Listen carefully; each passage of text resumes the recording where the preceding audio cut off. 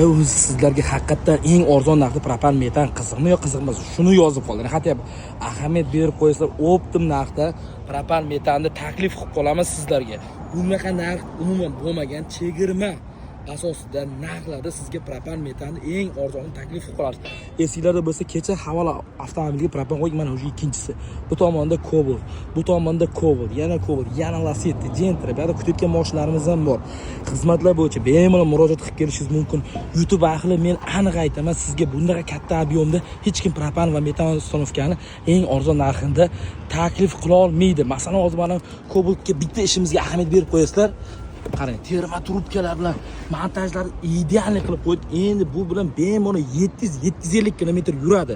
Bir martagina zapravka qilasiz, yana 5500, 5600 so'm, borona 5300 so'mdan zapravka qilsangiz, yana sizga nima kerak? Propan qo'ying, mazza qiling.